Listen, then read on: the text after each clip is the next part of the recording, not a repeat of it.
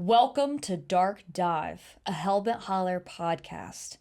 I'm Jessi, and this is Joe, and today we're going to discuss the hidden war, the government cover-up. Yeah, I think it's going to be pretty neat to talk about. We want to look into the possibility that there's an active, ongoing effort to either contain, combat, or maybe even just try to understand the phenomena. So stay tuned, and let's take the Dark Dive.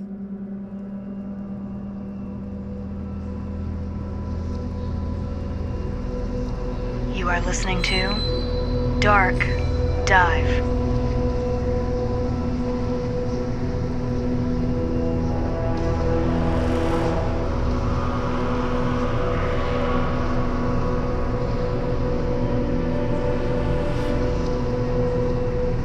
Welcome to Dark Dive, everybody. This is our 6th episode. We want to thank you all for joining us for all of these episodes of Dark Dive. All you people who have gone through and listened to every episode we've done up until this point, we really appreciate you. Make sure you hit that like, share, and subscribe. We appreciate you guys watching and love having these conversations with you guys and sharing all of our information and all of this weird stuff we find and all of the research we do. Today's topic is really cool. It's definitely up my alley. It is government conspiracies and cover-ups. So what does the government know about cryptids? Do they know anything at all? Are they actively trying to cover up? We're going to go in that today and see if there's any kind of answers or where is this all going?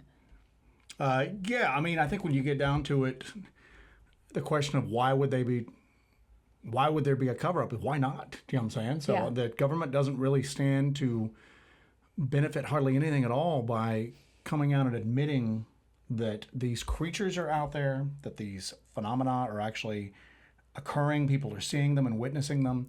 I mean, when you get down to it, there's really just no upside to them coming out and admitting it. No, not at all. So, what would outright disclosure sound like? Outright disclosure would sound like somebody coming on your TV from the government or the military and going, okay, there's 7-foot-tall upright wolves roaming the countryside.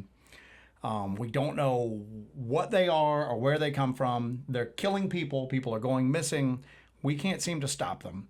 So if you see one, just alert your local law enforcement. And I think at that point, people would collectively lose their minds. Emergency services would get overwhelmed in certain areas. Yeah, you can't exactly lead with that. You know. Every time there'd be a stray dog running down your neighborhood street, people would be calling 911. So every time you heard a noise outside, they'd be calling 911. So yeah, and then of course everybody would go completely bonkers. I think everybody's gone a little bonkers with just the tiny bit of UFO disclosure that we've gotten at this point. You know, I think people have let me put it to you like this: a lot of the public don't really know what's going on other than just the bare bone facts on it. You know what I'm saying? I mean, if you were to stop 20 people in the street right now and ask them about like UAPs, they wouldn't really know 18 much of them about probably it. wouldn't know That's much true. about it at all. That's true. So, they wouldn't just do outright disclosure. They would just kind of trickle it out maybe, but they wouldn't just come on the news at 11 and be like, okay, guys, got some news for you. Sasquatch, totally real. Dogman, totally real. So if you see one, give us a holler, so. But, I think that if they did that, people would be rightfully just angry about it, right? They'd lose what little trust people have in them right now. I mean, you're already starting to see this with the UAP disclosure, that basically there are people standing there going, yeah, we've lied to you since the 40s, if not earlier. We've lied to you about the fact that there are things in our skies. We know about them. They still haven't come out and admitted to the extent that they know about them or the extent of how the government has addressed the issue, but they have come out and said that they've known about it since then. But think about all the lives that they've ruined up to this point with the UAP situation. All the people that they've just destroyed their entire lives, their careers and everything, just to keep a lid on this going on. I think that another big thing that they would come across is if there's any sort of say somebody got killed by one of these, which we think a lot of we know people, they have at this point. We know a lot of people have been killed, murdered, maimed, gone missing. Is there a level of culpability that the government would have because they've known about these entities and these creatures for so long and they did nothing about it? They did nothing to stop them. They did nothing to mitigate the threat to the citizenry at this point. Yeah, I mean, is that negligence? Yeah, but I mean, you can only sue the government if the government allows you to sue it. So, but I mean, there's something that goes into that. I mean, I think that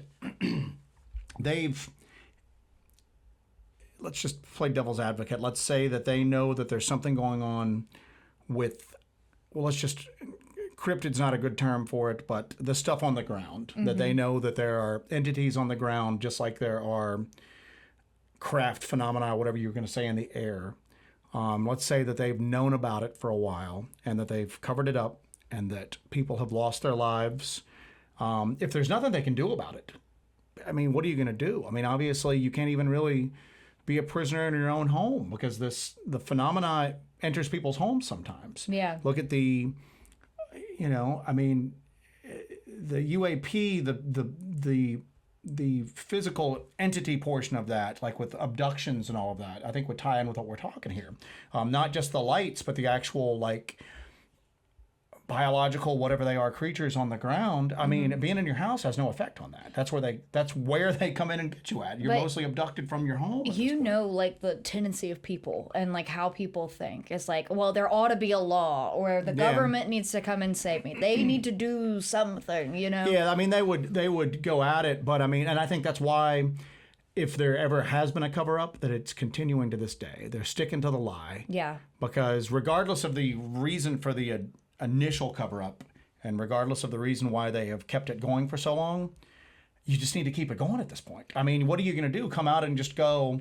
It's one thing to go, okay, there's some lights that are in the sky that we think may or may not be craft. They're there. We don't know what they are. We're looking into it. Everybody calm down. We're looking into it.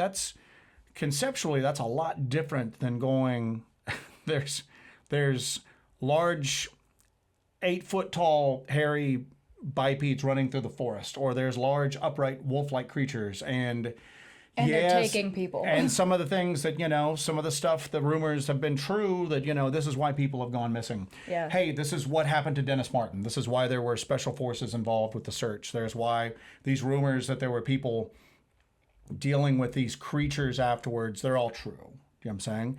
How do you come and admit that after the fact? I think that they've stuck to it so long and they fought against the truth so long that, they are doubling down. They would have to double down. Yeah, at this point, they've committed so much money, time, effort, and reputation to covering this up that there's no choice but to just continue doing so until there's one, like you've mentioned before, until there's one just standing in Times Square. Yeah, I mean, but at the same token, there's not been that big of a public outcry over the whole UAP thing. Mm-hmm. I mean, let's just get down to the brass tacks. The government has bold-faced lied to us for decades at this point. Yeah. They've come out and gone, well, yeah, I mean, this is not a new phenomenon, okay? This has been going on. Yeah, the videos that they've released are relatively recent, but I think that's indicative of the fact that the technology has gotten better recently, where we've been able to get them on some of the sensor technology that our ships and our planes are carrying. But they've known that it's going on for decades, and nobody's really hammering that fact of going, there's been a concerted cover-up. It may not have been the entire government, but there was a part of the government that was definitely involved with. There were whole secret divisions that were dedicated to that. Yeah, well, but here's the flip side too. I mean, maybe they need to cover it up because it's a national security risk. I mean, think of the close calls with the Soviets, with the Soviets catch a flock of geese on their radar and think that it's a missile launch, and they come real close to launching. They don't come out on the evening news and go, by the way, guys, the Soviets nearly had a full-scale launch on us yesterday, just to let you know. I mean, there's certain things that are kind of kept back for national security. Yeah. And it feeds into this a lot. I mean, a lot of the video evidence they have of the UAPs, and I keep going back to UAPs, even though we're talking about physical, quote-unquote, cryptids, because there's so many parallels between those phenomena now. Yeah, but the UAP situation is just ahead of the curve. It's ahead of the curve. It's ahead of the curve. I still say that there's a real good chance that 5 years from now, we might be with cryptids where we are right now with UAPs. Where that's a possibility. Where there's especially, actually people in the and politics are coming out and admitting that something's going on. There's funding. There's both open door and closed door discussions going on with it. We might very well be there 5 years from now with the stuff that's on the ground. I certainly think that's a possibility too, because you have so many people involved in looking into these subjects and looking into these missing persons incidents. You have people who are involved with the government who are involved in looking into these and experiencing. Well, yeah, that's harder things. to keep the lid on it at this point.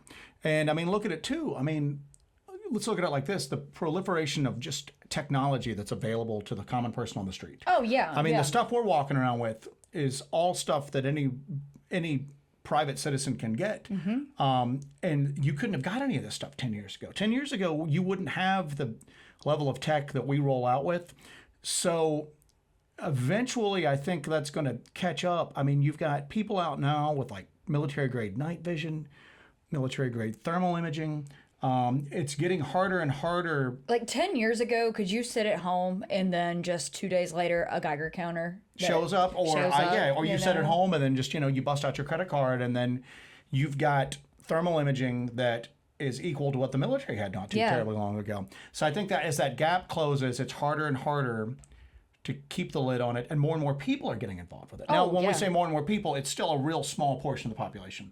But there's more people right now discussing this stuff and even going out and looking for it than it was just a few years ago. I think even since you and I started this channel and started having these conversations and discussing it with people, you wouldn't believe the amount of people that they watch things like Skinwalker Ranch, they watch things like Blind Frog Ranch, and these are normal people who have never been involved in any kind of paranormal research or anything like that, and it just they're just captivated by it, and then they just go full speed ahead into the subject. Think of how many people contact us on a weekly basis asking for equipment recommendations because they want to get involved in this. Yeah. So I think between that, and then I think too is that this all started with, this whole thing started with like whistleblowers who thought that it was time to release this stuff. And now the motivations are still a little shaky. Did those original like Tic Tac, Go Fast, and Gimbal videos, did those get released because people were just going, it's been covered up for too long? Or are there people in the know that are like going, listen, this is a clear and present danger to the country or to humanity, and we've got to get a national public discussion going on this so we can try to figure out how we're going to deal with it. Well, they just came out and said that those videos were not supposed to be released at all. And that any video going forward is considered classified information because it's national security risk. All right, well, here's the flip side. They might be approaching this as not a threat from a foreign nation, but it's an out of the ordinary. It's not a normal terrestrial threat, and they're dealing with it as the best they can. And maybe the cover up it's for national security reasons at this point. I mean, I don't think it's money. I mean, you always hear that thing about money, about like, oh, it would just think how much they rake in from tourism and the national parks, and they've got to keep it quiet, and all the victims' lawsuits. I mean, the spotted owl shut down the timber industry in the Pacific Northwest. Right, and that could easily shut down oil drilling or anything like that. Yeah, but I mean, they didn't let the presence of the spotted owl, they didn't go, let's keep these owls covered up because it's going to shut down the timber industry. They just shut down the timber industry. Right. I don't think money plays into it as much as people usually come out and say. Well, you mentioned earlier about, national security risks, that this could be some sort of like, we've mentioned before, and I talked about the remote viewing Project Stargate that they did, and the remote viewer was talking about how Dogman is a weapon from an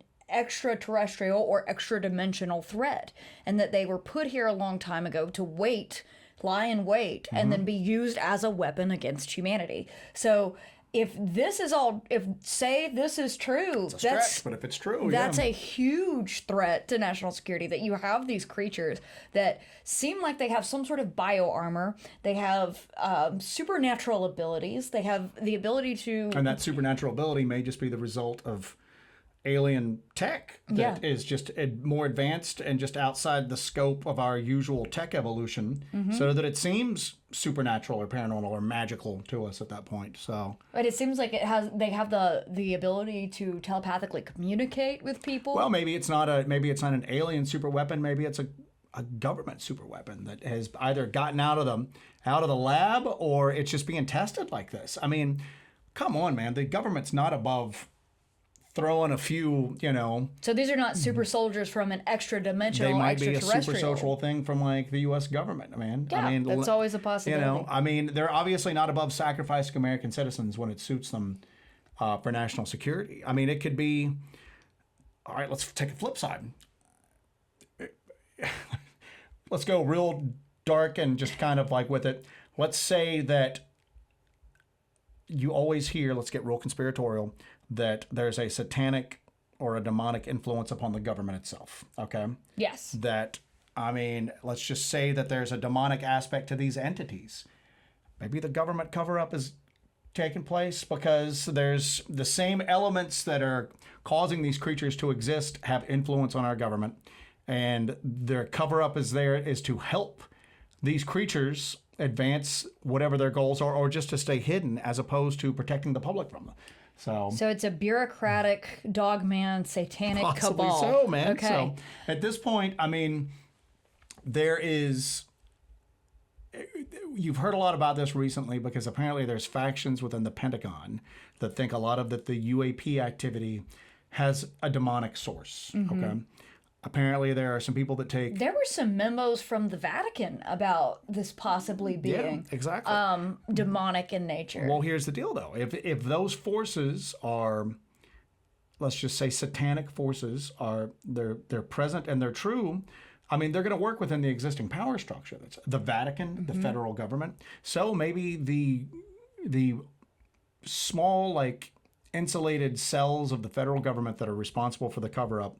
Maybe they're covering it up not for our own good, but for the good of these entities, these creatures. So they're on their side, not Basically, the side you know of the what I'm saying? citizenry. So when you talk about the possibility of a super soldier, have you heard the theory that the beast of LBL is actually an escaped project that came out of Fort Campbell? Fort Campbell is just south of the LBL, near Clarksville, Tennessee. We drive through there every time we go through there. It's the home of the airborne, 101st Airborne. I think so. Is that it? Yeah. You can tell how much I know.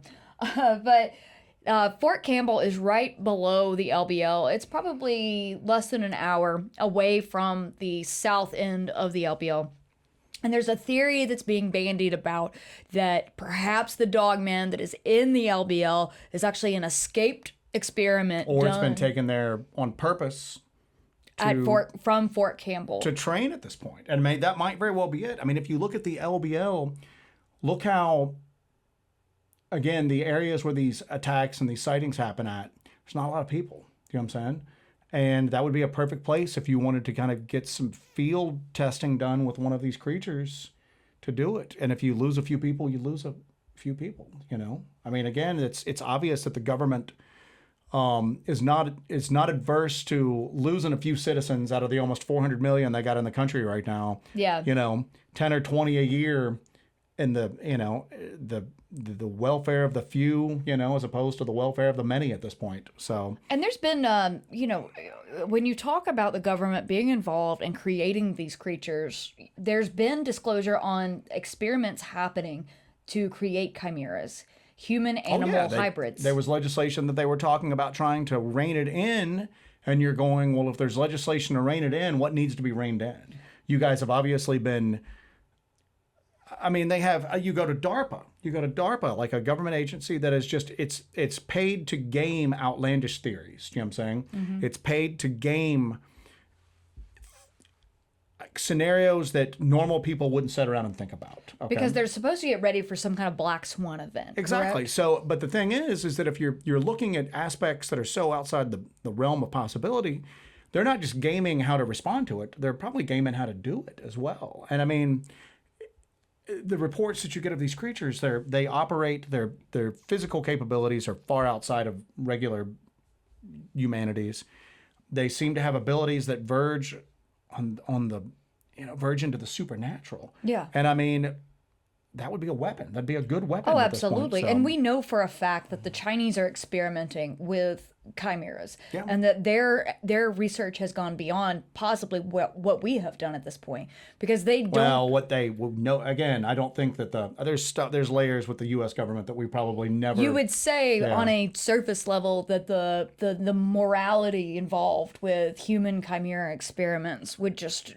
prohibit somebody from doing that. But I don't think there's any morality involved with any of this stuff, when it comes to warfare, there is no morality, right? Yeah, There is so- only winning. Yeah. So, but I mean, that's a possibility. I mean, that's a possibility of it, that maybe there is no hidden war against these things going on, that everything is done within the kind of like underhanded knowledge and approval of at least part of the government at this point, then there's always that, kind of similar to what we were talking about a few minutes ago, but on the flip side, that there's some paranormal or some supernatural, some diabolical kind of like influence upon our government, and that's what's causing them to do this if they're involved with it. There's those books, if you're familiar with them, Monster Hunter International. Yes. Where there's like a hidden world beneath our, like, the ordinary mundane, like just day-to-day living, where people are fighting just cryptids and just all sorts of manners of creature from folklore. Well, the overarching thing with it is there's an active government cover-up of these creatures, and it's pretty brutal sometimes. They'll kill witnesses. They'll drive people just to complete ruin, like Richard Dottie supposedly did, drive you to like mental or financial ruin, anything to keep the secret. Well, they're doing it because all of these creatures are connected somehow, and they're directed by almost like a Lovecraftian kind of like other. And the more people are aware of it, the more power it gains. have knowledge it has, the easier it is to enter our world. So they're very brutal in their cover-up efforts. But at the end of the day, it's ultimately for everybody's own good. Yeah. So if you have to, kill Break a few people, eggs. break a few eggs, you're doing it to try to keep Earth safe at that point. And when I read that, I was just going, it's actually pretty good. I mean, if you're looking at the fact that these creatures might be all connected ultimately, that you like talking about tulpas, these kind of thought creations, maybe there's something to that. Maybe the more people that know about this, and the stronger the belief and knowledge of these phenomena, maybe they get stronger and they're able to interact with the world more. They feed off of that. They feed off of that energy and that collective unconscious. So maybe there's somebody in the know that knows, hey, we need to try to keep, the average guy and gal on the street from really knowing about this stuff. Because the more people that know about it, the more people think about it, the more people believe in it, the easier, instead of having just some lights above the cornfield at 3 a.m. and an occasional person going missing, maybe the activity and the phenomenon will strengthen and become, you'll get people snatched off Main Street in broad daylight. Well, you think about that too, and we mentioned this earlier. If you compound the two things of, say this is something that gains strength from the collective unconscious, or if there's a light shined on it and people know about it and it gains strength from that.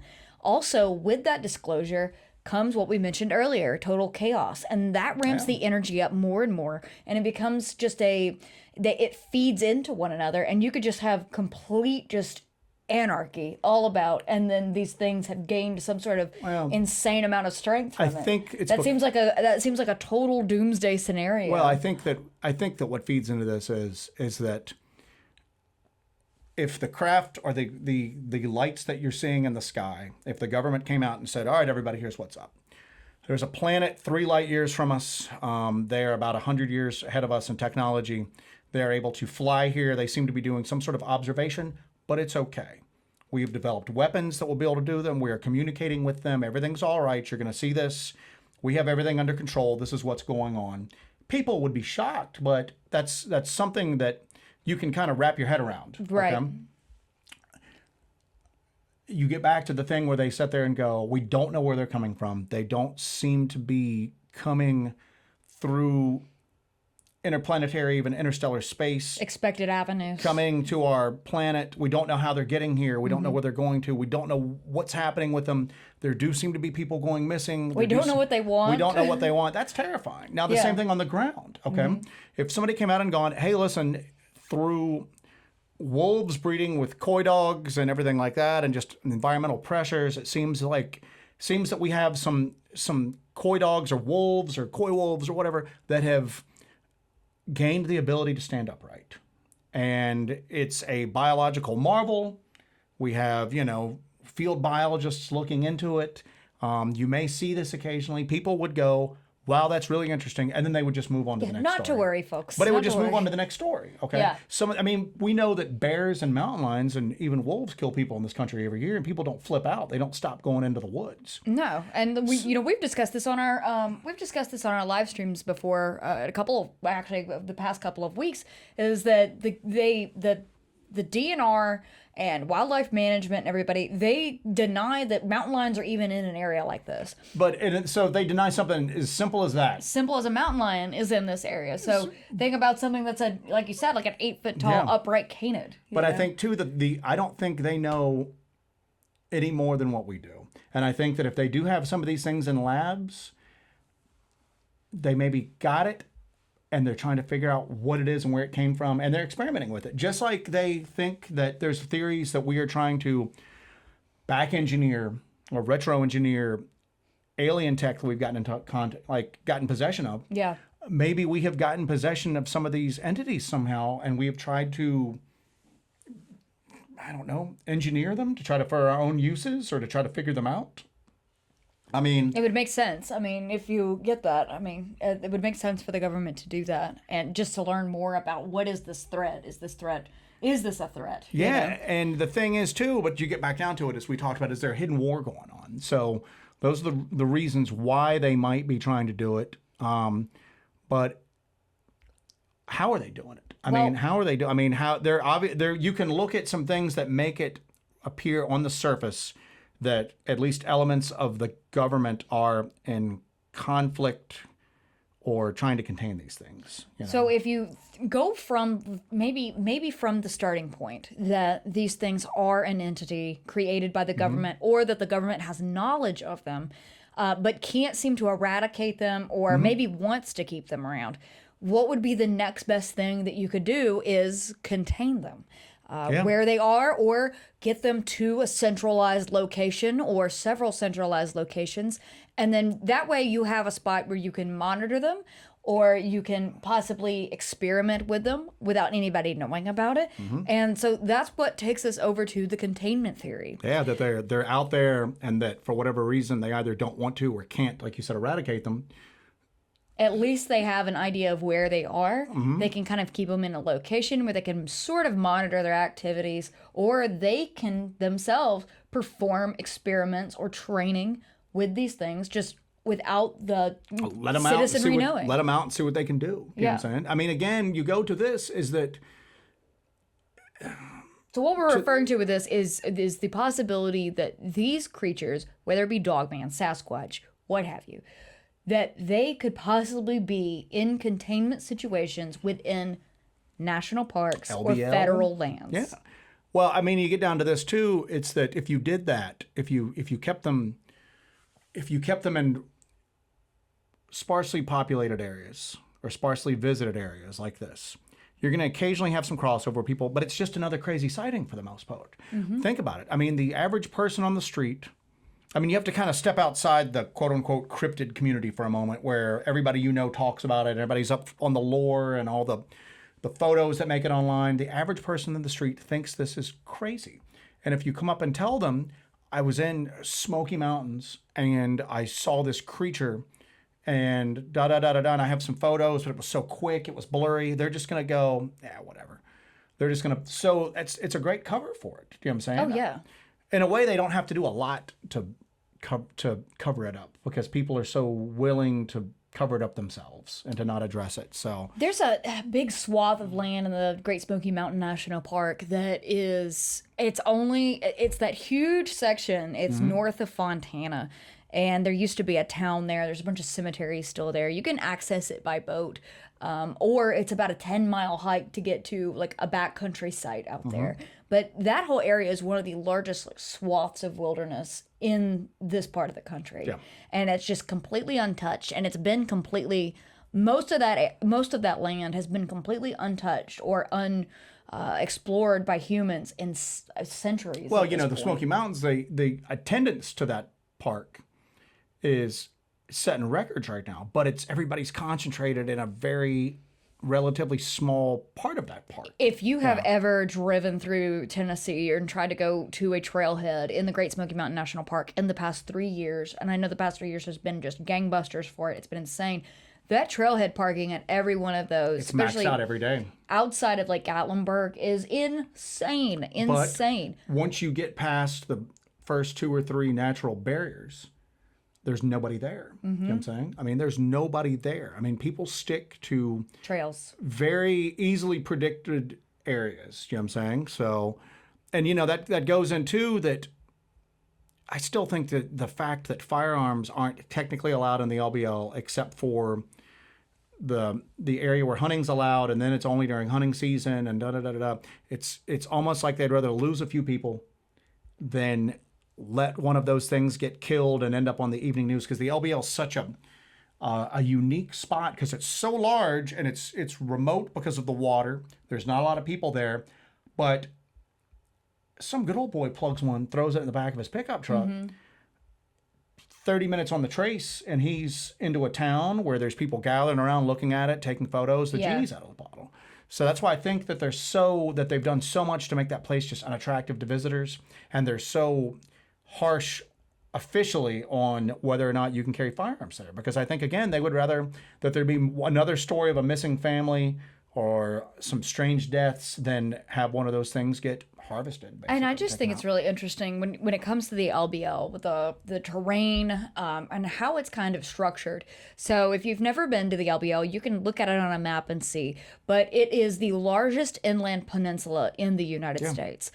So it is surrounded by Lake Barkley and Lake Kentucky on either side. And then up top, there's a canal that connects the north end to Grand Rivers, Kentucky. Now, that is only connected by a bridge. And if something were to happen to that bridge, you would have to travel 25 miles straight down the trace, and then you'd have to travel another 5 miles to get to the edge, to cross over a bridge to get to Cadiz on one side, or I don't remember what's on the other side, but Aurora, I think. But you would have to travel that far. So you are essentially stranded on the peninsula. If you're on the peninsula and that bridge in the north goes, or one of those bridges in the center goes, you're stranded on the peninsula unless you can make it the 42 miles down to where Dover, Tennessee is, on the edge of the bottom there where it goes into Tennessee.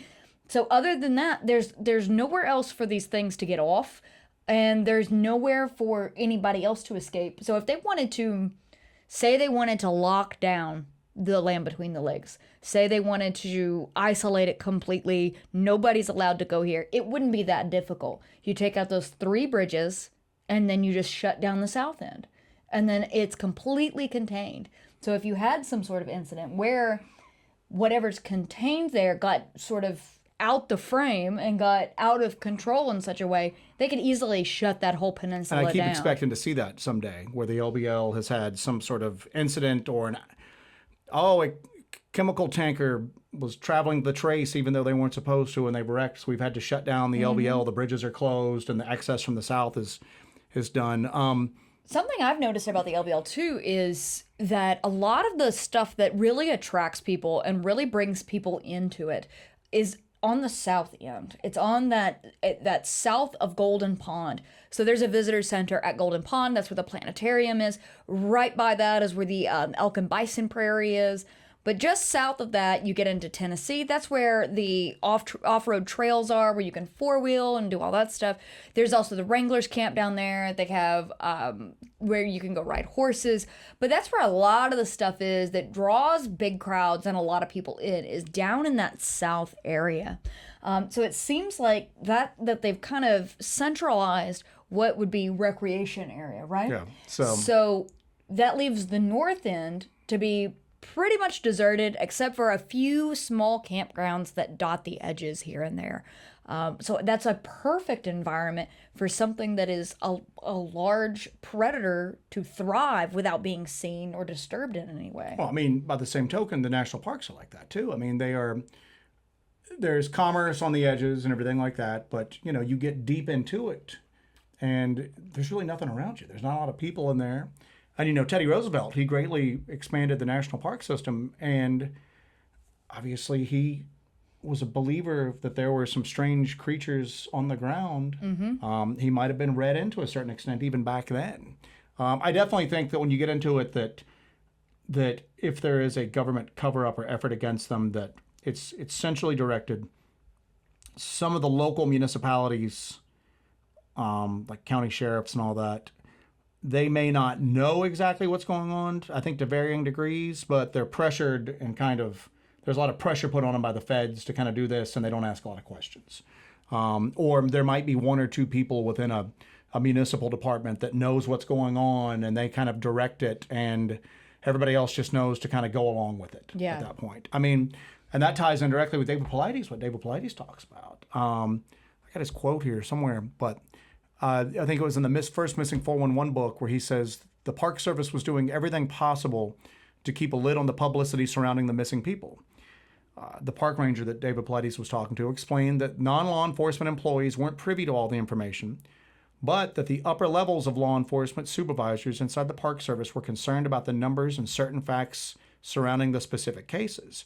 So these guys weren't read in, but they were on the ground, the two guys that David Paulides talked to, and they could see that something was going on, but they had not been officially told. But if anything else, it was just don't talk about this.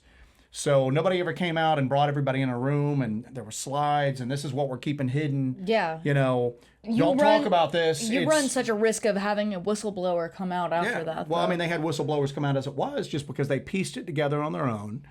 And it was something that they had just kind of figured out by being there. Yeah. But they still knew that it was professionally bad for them to talk about openly. So I think a lot more of that goes on. I mean, federal intervention into these sightings or finding evidence is nothing new at this point. If you'll remember, there were the giant skeletons uncovered in West Virginia and in other places around the country. All over the country, yeah. All over the country. Giant skeletons.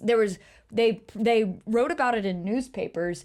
I think people mentioned, like Joe Perdue from Wild and Weird West Virginia mentioned that it was in a textbook that they found these giant skeletons in West Virginia, and the Smithsonian came and confiscated these skeletons, that they were going to put them on display, they were going to study them, and then all of a sudden they're gone. We were looking at some information about the Smithsonian doing that and what was happening every time we were trying to look at that. We Googled Smithsonian giant skeletons. Like the first 2 pages of Google results are not articles about it. It's websites telling you that it's just a crazy idea. Like Snopes, USA Today, Reuters, everything like that is just basically just story after story about this crazy cover-up that people were claiming and why it's not true. I mean, you don't even see that with like UFO stories. You go to Google like government cover-up of UFOs, you'll find articles talking about possible government cover-up of UFOs. You don't find 2 pages of why that idea is crazy. So that was the thing that struck out to me is that why so much effort on telling me why this is a crazy thing I shouldn't be looking into? Stop looking for the skeletons. Well, and the other thing too that kind of goes along that's kind of a weird parallel is the kind of efforts to hush it up. Maybe not like an active, forceful cover-up, but just to keep it quiet.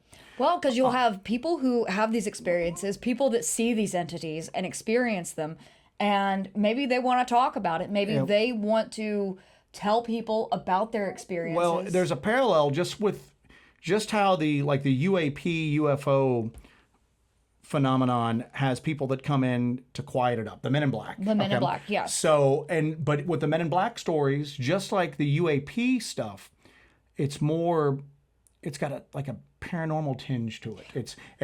You see that in resulting in Men in Black stories where they don't seem 100% human sometimes. Yeah, they seem like they themselves are extraterrestrials. They have like extraterrestrial features. They have weird abilities. They have like telekinesis. They have telepathy. Yeah. Well, This is a more earthly, physical, even though these things supposedly have special abilities and all that, this is an earthly, tangible phenomenon, these creatures on the ground.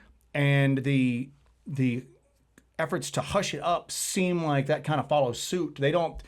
You've got a couple of guys called the Men in Plaid that you are reported sometimes covering in to kind of hush everything up, and they seem to be just like regular government agents. There doesn't seem to be that otherworldly kind of aspect Paranormal, to them, supernatural. like you see with the Men in Black. The Men in Plaid just seem to be like two guys who show up. And generally the description goes that one of them's kind of a bigger, rougher looking guy, almost like a biker. The other guy is smaller and more clean cut. Now he's also in plaid sometimes, and it almost seems like it's out of place, like he is wearing a costume. So they've got kind of a good cop, bad cop situation going. Yeah. And they claim to be either from like the USDA or the Department of Natural Resources. Other people claim that they work for the Department of the Interior directly. And they come in and bully witnesses at this point. They come in and bully them and tell them that what you saw was a bear. You need to remain quiet about the encounter. They apply varying levels of pressure to people depending on whether it's a private citizen that saw it or a member of like local law enforcement. One of the things that is kind of out of the ordinary with it is a lot of times they seem to have audio and video footage of the encounter the person's trying to report. Okay. And it was shot relatively close by, and the witnesses will go, there's no way that somebody could have been there, like filming this. I would have seen them. They had like up close footage of the creature, of me, everything like that. And it's almost like to kind of show them what we're capable of doing. This is why you need to be quiet. Yeah, if they have footage of that, then they surely have footage of this person engaging in things that they don't want out. Yeah, so they could use their ability to gather knowledge like that as leverage against this person if they were to come out against the government or speak about what they saw. Yeah, my favorite. Does that make sense? Yeah, my favorite aspect of this was like Sasquatch Chronicles episode 70. It was like a while ago. It was like one of the Down the Rabbit Hole episodes, and they talk about these two guys. They did the Men in Plaid. You know, they don't call them the Men in Plaid, but it's the accounts of these two guys parallels other mostly Sasquatch witnesses' accounts, and they talk about the fact that these two guys are there and they're kind of the advanced people to kind of quiet it down. And they come in and they try to contain everything, but when stuff gets out of whack a little bit, they bring in like literal kill teams at this point. Yeah. They talk about how it kicked into full gear when a rock ape was killed in Vietnam during the Vietnam War. Then they supposedly killed a cryptid of some type in the Smoky Mountains. And it's weird because when they talked about it, they say one of these things, they don't really say a Sasquatch or a Bigfoot. So it might have been something else. But It could have been something else, yeah. So then after that, the government has these guys as the advanced people. So these teams, like they have a lot of different like specialties, right? They had like on an some of these teams, according to this episode. An anthropologist, a primatologist, a wildlife biologist, guys that are seconded from special operations, and they come in, and when it can't be covered up and it's getting too much, they come in and basically take these creatures out, you know? So my favorite thing about this whole thing is the concept of a kill team, a government kill team that comes in when a cryptid, a Sasquatch, a Dogman is reported, and a kill team drops in and annihilates it. And at that point, that would be considered a hidden war. Yeah. If there's an actual hidden conflict, like a hot conflict that's going on with these things, whether we know what they are or not, there are active efforts to combat these creatures. And you get that a lot. I mean, you got that they talked about that in the Sasquatch Chronicles episode, which to me is just one of the classic kind of like podcasts or episodes on stuff like this. Yeah, we listened to that taking many a road trip. We listened to the Down the Rabbit Hole episodes. You know, at the same token though, I don't care what people's thoughts are one way or the other about Todd Standing. I've always thought that Todd Standing had some real experiences, and then whether or not he faked stuff later on, that's open to debate at this point. I've seen all of the stuff where they morph his face into other stuff, and that's not an argument to get into right now. But he talked about Yeah, with Les Stroud, that there were people with military issued gear. That this was like at night, he heard like a helicopter come in. It was the middle of the night. They couldn't really see it, but it was like a black helicopter came in, dropped off. It sounded like a team up high on the mountain. And then he heard just a rash of gunfire. And then he was seeing boot prints. He saw the boot prints. Yeah, he saw the boot prints that day. And he said he was impressed that somebody was out as deep as he was because he never sees anybody out there. And then that night, he heard a firefight and heard a chopper come and pick him up. Yeah. Well, what he assumed picked him up. And you hear that repeatedly. That goes into the Dennis Martin thing, where there's rumors that those special forces guys were, whether we talked about on the previous episode, feral humans up there, or if this was like Sasquatch or like another inhumanoid type thing up there, that they came in to combat it. And it had to be done with more force than normal because there were so many people up there. They needed to get in and quiet it down quick. So. And they touch on this and that we made reference to that American Horror Story episode that where they kind of mirror the Dennis Martin case, is that they send these teams in, they take care of the situation, and then they're pulled out. And it's to keep a control on these things. And that's sort of like the part of the containment. Yeah. That kind of goes back to the containment theory, and there's even like non-government theories on containment. There was, with the Patterson-Gimlin film, The Massacre Theory, some people were claiming that the timber industry had privately funded teams that were going in and killing these things. So they learned their lesson from the spotted owl. Spotted owl. So this would have been before the spotted owl, but they were trying to contain it so it wouldn't disrupt their operations. But that they were going in and killing these creatures. Maybe the government knew, maybe the government didn't know, maybe the government was letting them do it so they had plausible deniability, and it wouldn't show up in any like efforts to try to research what the government knew about it.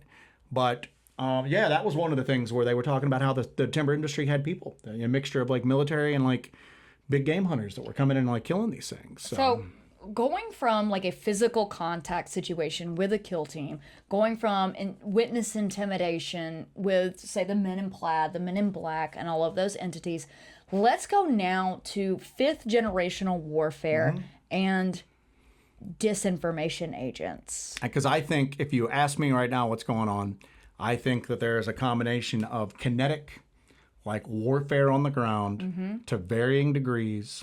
And first off, I don't think there's one entity or creature that is responsible for all of the sightings. I think that when we think Sasquatch, there's more than one thing going on there. There's definitely more than one thing going on there with Dogman. I think there might be creatures that the government has maybe retro-engineered from the other things that are out there, or maybe they've tried to emulate what they have seen out there. So it could be like an all of the above situation. Type thing, but I do think that. So I think that maybe they're in conflict with others, and not with some, but not with others. But I think the disinformation is on everything. I think that they try to keep it under wraps, all of it under wraps, whether they are responsible for it or not. And the use of disinformation agents is nothing new. It has been widely reported that during Project Blue Book 52 to 69, they used disinformation agents in UFO groups. Well, they used it publicly, coming out and doing press conferences to tell you that what these people saw was swamp gas and not an alien craft. But yeah, it's come out that they were putting people into UFO groups to monitor what they were talking about, to sow chaos, and to spread misinformation. And if you don't think that that's going on with what you call the cryptid community today, you're fooling yourself. One of the strongest tools that they use is the power of ridicule. If you shame someone, say somebody has a sighting, somebody has an experience, and they want to talk about it, and you have somebody that comes out and just overtly ridicules them, makes fun of them, puts them down, publicly shames them, they're just going to cloister themselves up. They are not going to talk about their experience. They're not going to talk about what they've seen. And that turns to be a lesson to others, that if you talk about this is the pressure that's going to come on you, then this is going to happen to you too. Well, it uses these people as an example. They use them as an example of, don't you come out with this, because we're just going to laugh at you, because what you experienced was silly and you're just dumb. And so that is just such a deterrent for so many people who have these experiences to not come out after that. Well, I mean, look what Richard Doty did to Paul Benowitz, for those of you guys who are familiar with it. Paul Benowitz was a guy that was outside an Air Force base, and he thought aliens were invading. He was picking up weird, like, transmissions. He was seeing weird things in the sky. He was a very technically adept kind of cat, so he kind of knew he was able to test for a lot of stuff. He was picking up these like strange signals. He approached the Air Force, and the Air Force was actually doing like special weapons and special craft testing. So then they're going, well, if this guy picked it up, maybe the Russians are going to pick it up too. Let's figure out what he knows and figure out how he learned this without telling him what we're testing here. So they fed into his supposedly mistaken theory that there were aliens there, and they let it. They basically drove the guy crazy with it, all for the sake of national security. Well, and so I think that if you don't think that that's, again, going on with the cryptid stuff. didn't they do that with Bob Lazar too? Yeah, they've done that to Bob fed Lazar. him different lines of different things. Well, he openly says that. He openly says, this is what I saw. Yeah. This is what I learned. But whether that was misinformation or not, I don't know. Mm-hmm. So he brings that up. But I mean, if you look at this public kind of, I mean, you can't even talk about Dogman in a Dogman Facebook group openly without just an S-storm coming down. a storm coming up. So imagine trying to talk about it with normal people. Mm-hmm. And I think that's a combination of like, I stand by this, that there are both professional debunkers. There are people that are put in these groups, any discussion group. And because social media kind of dominates the conversation, it focuses mostly on social media. Mm-hmm. People aren't really meeting in libraries at 8 p.m. on every second Wednesday to talk about cryptids. They're doing it online. And it's so much easier to be a disinformation agent. Oh, it's hardly any effort at all, for God's sake. There's no effort. There's you no just effort. show up. You show up in a. You log on to your in computer. a Facebook group. Yeah, and you can. You don't do have it. to track down the local UFO group at the library. So I think that there's professional debunkers that do that are literally on the payroll, and then I think that there are people that are, I always call them the clout chasers, where maybe they're not on the government payroll, but they're being egged on by somebody on the government payroll. There's always this rush every time something comes out to debunk it, and some things are easy to debunk. Some things you just flat out go, hey, that's not what that is. That's from a movie or whatever. But there's just this glee that people seem to get in debunking stuff. Yeah. And I take the flip side. People are going to determine whether things are true or false on their own merits. They don't need us telling them what's going on. Maybe if you are directly investigating say you're directly investigating a particular geographic area, and there's a report that gets mainstream, and you can go, actually, guys, I'm here. That's not the case. I think something else is going on. But that doesn't seem to be what's happening. It's that people just kind of rush. They kind of validate themselves by debunking other stuff. And I think that it gets to the point where it's like what you've seen with the UFO community. It becomes debunking for debunking's sake. Yeah. It's just to make yourself feel good. It's for you to get clout. Or you've built a career off of debunking everything. Show everybody how smart you are. But it seems like, and you and I have discussed this before, it's like a lot of these people who do this debunking, that's all they want to do. It's like, why are you involved in this discussion? Why are you involved in a field that makes you so miserable? Yeah, that your whole goal is to tell everybody how superior you are. I don't care. That you don't believe in it. I don't care one way or the other if go golfing. If somebody off of Facebook looks at a clip from The Howling and thinks that it happened, it doesn't really affect me one way or the other. And if they want to believe that, more power to them. Do you know what I'm saying? We're not going to stand here and present that evidence, but if somebody has and they want to believe it, I'm too busy to really spend a lot of time debunking. And at the end of the day, I don't care. I don't care if 99 pieces of fake information get out. Yeah, it muddies the water, but what water is it muddying? How many of these people are really out, on the hunt that it's muddying the waters? I would rather we deal with that than have that one person with really solid information felt comfortable to come forward. And I mean, all they do is it's an environment they build an environment where basically deception and fakery are just, that's what people think of when they think of like Dogman or Sasquatch or anything like that, because the people that are everything is instantly dismissed because there has been so much of this. There has been deception and fakery, of course, but this whole aggression and the drama that you have to be surrounds it. right. I mean, we see stuff all the time, but here's the deal: we've got other stuff going on. I can't fight every image that I think is wrong on Facebook or whatever. People, if you're really into it, you're going to determine that. If you have a casual interest and you're into it for the sensational aspects of it, us telling you it's not real is not going to make one bit of it. So No. why waste your time? It's all that harsh debunking, I think, does more harm than good. You know, it does more harm than good. And I think at the end of the day, we're playing into the government's hands. If every UFO group back in the 50s, 30% of the attendees were there shouting everybody down and just screaming, you know, fake, fake, fake. And this is, you know, you're doing the government's job for them. Oh, yeah, yeah. So, I mean, like, what, you know, with the Soviet Union, at one point, the Soviet Union didn't have to police its citizens because its citizens were policing each other. Yeah, and I think you see that's a great point. And you see that and again, like I said, it's because all of the discussion has moved online. And back in the 50s and 60s, you actually had to have an agent who was trained in deception, physically drive to the place where they were doing it, work his way into the trust of the group. the trust, and then try to slowly spread discord. Now you can just do a YouTube channel and get on there and do whatever, or log onto a fake Facebook profile, and you've got everybody in every group arguing, and the more time you spend arguing is less time that you're actually looking into the subject.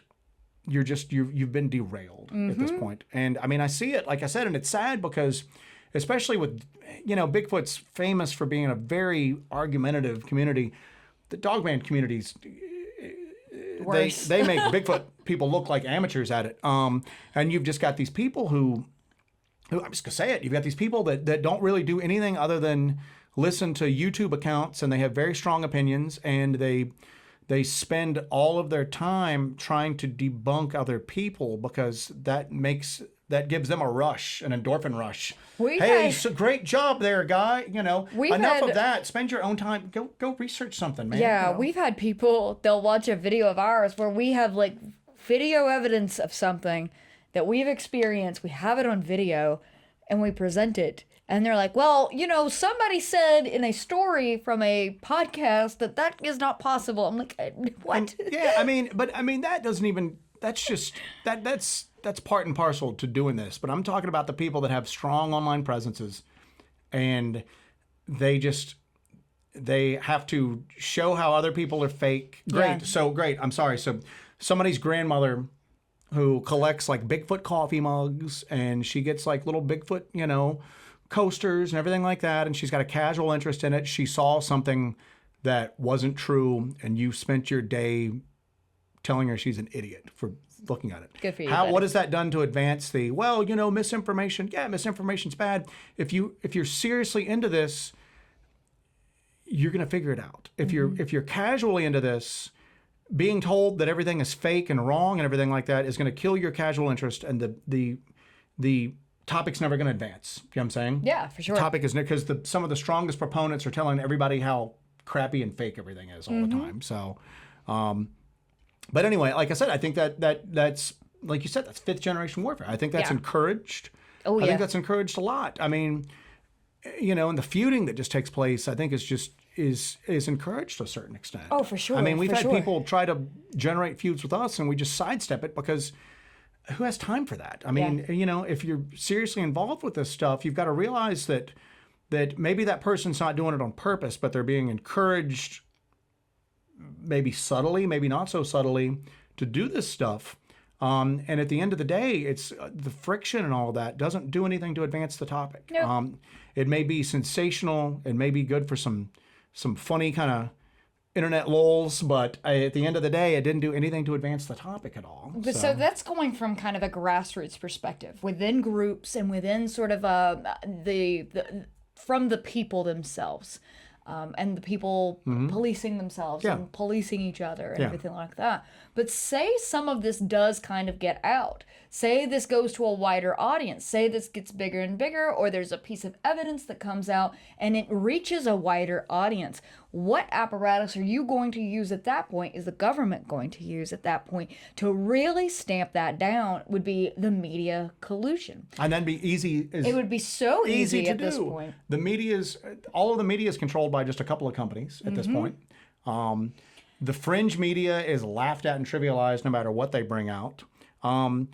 at this point, I don't care what it is. Literally anything could be covered up. Anything could be covered up at all. It doesn't matter what the quality of your video, photo, The media could audio cover it up recording. without breaking a sweat. Yeah, So, and it could be easily dismissed as a deep fake. It could be easily dismissed as a costume or a CGI. CGI. There's always an out there. It's so easy to have an out. with the media on the side of the cover-up, it's, anything could be done, and it would be done so easily. Yeah, that with very it- little effort. It's Little effort at all. I mean, I always go back to the thing that you could have somebody who shot and killed a Sasquatch, brought the body out, brought it out, has it at his house, takes photos of it, film, people come over and see it. The local newspaper comes, a reporter comes up and goes, oh my gosh, this guy's got an actual Bigfoot in his backyard dead. It's the find of the century, blah, blah, blah. Government group comes in, takes the Bigfoot, lays down a dead gorilla body and goes, he was mistaken. There was an illegal exotic animal collection near here and this gorilla got out. He mistakenly killed a gorilla. We can see why he thought it was a Sasquatch because you don't expect to see a gorilla in North Carolina. But that's what it is, guys. NBC runs the story that night. And then where are you at back again? Yeah. Ridicule. Mocking and ridiculing. Yeah. So this person is like, no, I'm telling you, This was a Bigfoot. This was a Bigfoot. There's a different body. They brought this gorilla in. Yeah, Bob's lost his mind. Don't be like Bob in Texas. Obviously, you know? this was obviously a very traumatic experience. But then by the time, regardless of what the local news said, by the time it made nationwide coverage, a gorilla was shot in North Carolina. And then they would just have some man on the street. They could they could show pictures of the gorilla. Well, this guy had photos of that. We think those have been digitally altered. He shot a gorilla. And guess what? Within 24 hours, nobody would be talking about it anymore. No, absolutely at all. not. So, I mean, at this point, again, and that goes back to the fact that why wouldn't they cover it up? Because it's so easy to control the message nowadays. Wholly. And any which way you want to sway it, you can at that point. Yeah. And like I said, that goes back to the exact same thing. Even organized social media, we don't know what we see and we don't see. We talk about, there are people that we know that have had their Facebook groups. I mean, their Facebook profiles just randomly taken down when they've tried to talk about this subject. Those are the people that we know about. Who don't we know about out there? Well, I got like a ban. I got like my account disabled, like temporarily. I finally got it back, but I don't know what was going on. But a few of my accounts just got disabled. This was probably shortly after we started doing Dark Dive. I lost one of my accounts and I had to like appeal and appeal and appeal, and I finally got it back. But well, how many people are out there that we don't know about that lost their accounts and never got them back? Yeah. And they just, so we don't, the message is probably being controlled in ways and to levels that we're unaware of at this point. About, yeah. And like I said, it's when it's so difficult to even discuss Dogman on a Dogman centric group. And a lot of that, you have to be honest, a lot of that is self-inflicted. Yeah. But here's the deal. I mean, we take the standpoint of we run across people daily who believe things that honestly we don't see being possible, but nobody knows for certain yet. So guess what? It's okay to go, that's a pretty interesting theory. Yeah, I understand. Okay, yeah. Well, because things that we know for certain right now were laughed at 5 years ago, 10 years ago. But and that's a same thing with that UAP slow roll, is that what was laughed at decades ago is now the government coming out and saying these things are real. These things are happening.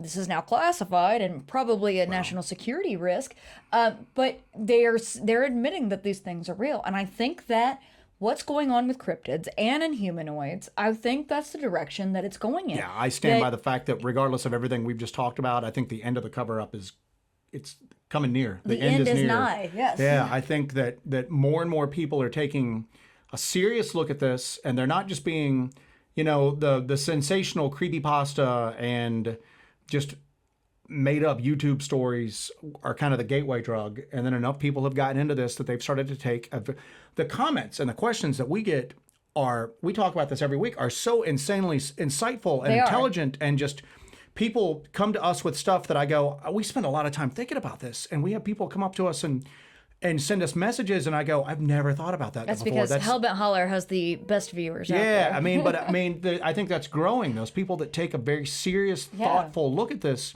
they're growing. And I think that stigma is really just being shaken off at this point. The stigma of if you've had paranormal experiences, if you've seen a cryptid, if you've experienced this, that stigma is just getting shaken off now, because people are just getting to the point where they're like, I know this is real. I saw this happen, and I don't care what you think about me. And I don't care what you think about me, that I do this work, that I do these investigations, that I make these videos. I have people laugh at me all the time. I don't care. I don't care. I love doing this. I'm going to keep doing this. And these people who experience these things, they are going to keep looking into it too, because you cannot tell them they didn't see what they saw. I think more and more people are experiencing it. I think the activity is snowballing, that the activity is getting, and again, it's gotten to the point that, at least for us, you can't have a conversation about physical inhumanoids on the ground. Thank you for that term, by the way, Mr. Barton Nunley. So, Inhumanoids, yes. The inhumanoids on the ground are tied in directly with the strange stuff going in the skies. And it's obvious the people in the know are saying that the activity in the skies, it's increasing. It's getting bolder, it's getting more prevalent, and I think the same thing's happening on the ground. Yeah. I think that if there is one good thing about social media, is that people can come on and they can have an instant audience. Maybe not all supportive, but an instant audience to come out and talk about their encounters and their experiences. So I think that the activity is snowballing, but I think the other thing too is that, like you said, that discussion of the physical entity portion of this is entering the same discussion that's going on about UAPs. Yes. A lot of the Skinwalker at the Pentagon discussion and all that, where they're talking about seeing upright wolf-like creatures, where there's people who have really been dismissive of this and just focused on the UAP phenomenon are going, there's something more. Yes. There's something more on this, and it's not just limited to Skinwalker Ranch. I mean, it's not just limited to these like one or two spots. This is going on everywhere. And there's these brief mentions of government researchers, intelligence agents, people with some quote unquote credibility to them that are having these physical cryptid encounters. Now, they're usually in association with UAP activity. But it's coming out. It's being talked about. And the hitchhiker effect is becoming something that you hear about. You may not be hearing about it on NBC News. They focus just on the UFO. Exactly. They focus on the UFO aspect of it. But it's coming. I mean, there's that document that came out where Bigelow Air and Space, National Institute for Discovery Science, they were looking for werewolves and goblins. They were looking for subterranean white goblins they had credible reports on, so much so that they were spending government money to look into these. It's just hints right now, but that's far more than we had 5 years ago. And I'm excited thinking about, we're of course going to keep doing this research and this work, but I'm really excited to think about where this is going to be in 5 years, where the subject is going to be, where disclosure is going to be, where the government is going to be on its stance on these creatures, if they're finally going to admit that these creatures are real eventually. Is it going to happen on a shorter timeline than the UAP disclosure? I think it's going to snowball. I think it's going to gradually get faster and faster and faster until bam, it's there. And I think that either the physical, the entity portion of it, the cryptids, whatever you want to call them, that's either going to happen right with the big blow up of UAP information, or it's going to be right behind it. Okay. I think it's going to come out that again, it just feels like everything is snowballing right now. There's more people experiencing it. There's more people talking about it. A lot of the people that are on the research end of it, you're starting to see like really good communication with people. You know what I'm saying? You're still seeing a lot of the fighting and everything like that, but you're seeing other people that are going, hey, let's work together. I may have a completely different theory about what's going on here, but at the end of the day, we're working for the same thing. We're working towards the same thing. So apes together strong. Yeah, exactly. So, but yeah, I think you're starting to see that. I think you're starting to see things kind of, all the chess pieces are starting to kind of get into the right pattern on the chessboard. Sure. And I think you're starting to see stuff go on, and I think you're starting to see more and more people really kind of put aside their egos, and they're putting aside jealousy and pettiness and everything like that, and they're just going, let's just all work together to try to get some answers here at this point. I'm here for it. Yeah, I mean, and I think too at the same token that there's just so many people that eventually you're not going to be able to keep them all quiet. You're not going to be able to like shout them all down or make them all feel ridiculous. And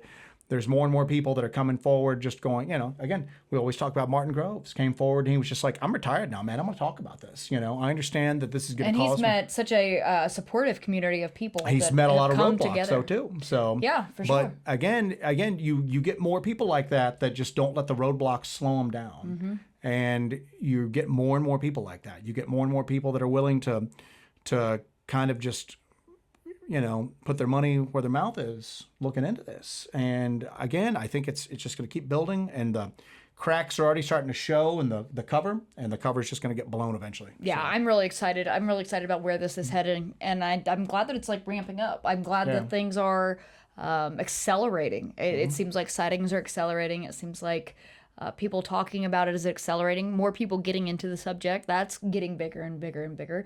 Technology is getting bigger and better. We're able to access equipment we couldn't access, 10 years ago at the click of a button.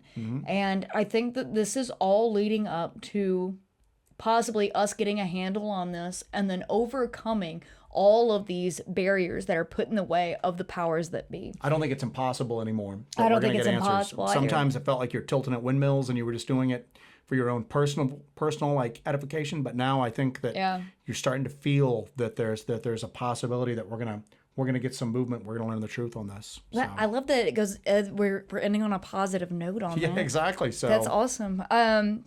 Yeah.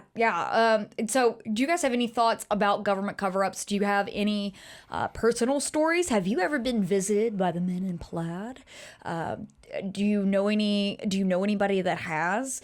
We're really curious about that. We'd like to have a direct connection or direct contact with somebody who claims or has seen the men in plaid, has been visited by the men in plaid, because this seems like it's more of a new phenomenon. And have you been threatened? Do you think that you're being followed? People ask us all the time if we have black vehicles following us all the time when we do this kind of research. We won't think you're crazy if you We say don't it, so. think you're crazy because it is not out of the realm of possibilities. So if you have experienced that, please get in touch with us. You can always get in touch with us by emailing hellbentholler@gmail.com. You can comment below. Let us know what you think about these government cover-ups of cryptid activity. Do you think containment theory is real? Are there any other areas that are perfect candidates that could be containment zones? Or is there a hidden war going on? Or is there an actual fight? Do you believe in these kill teams? Have you seen these kill teams? Do you think that there's this hidden war with the government? Let us know in the comments below. We love hearing your thoughts. Like we said before, our viewers are some of the most intelligent people that we have ever met. You guys have such well thought out responses and good to looking everything. as well. And very good looking, Yes, might I indeed, add. You're all very good looking. Yeah. A little bit of housekeeping stuff. We are into October. I'm going to be speaking at Wild and Weird Con. I'll be doing that night hike beforehand. It's October 14th and 15th. So if you haven't signed up for that and you want to go to Wild and Weird Con, please go to wildandweirdwv.com and sign up for that and join me on the night hike. We are getting everything ready for it. We've got all of our equipment getting ready. We've got some cool little flashlights. We've got some little bits and pieces we're putting together for it. It's going to be a really, really good time. And I will actually be speaking at the convention the next day on that Saturday. So you can come and hear me talk about The Land Between the Lakes and Dogman. What else do we have? That's it. That is it. Oh, we do. Hey, we've been doing live streams on Mondays. We just started doing that a couple weeks ago. Mondays at 8 p.m. We're doing live streams. It's kind of a very informal hangout. We've been having a blast doing those. You guys seem like you guys are really enjoying that. So why don't you come and join us Monday at 8 p.m. for a live stream. We'd love to have you there. Come hang out in the chat and spend a couple hours on a Monday night just hanging out and chilling with us. Yeah, there's no real topic. We don't usually approach it with a topic. We may eventually get to topics, but people seem to really... Part of the thing for the live stream is we know that it's basically for the people that are really into this stuff. And they want to talk about it. They want to ask some questions, make some comments, maybe bring up a topic we discussed for a little bit. It's more like a town hall meeting than anything else. You know what I'm saying? It's not really anything that we have a lot of structure or pre-planning to. It's just really free-flowing. Who knows what we'll end up talking about on it. Yeah.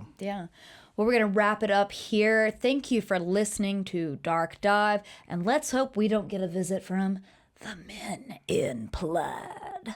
Goodbye, everybody. Thank you. Thank you.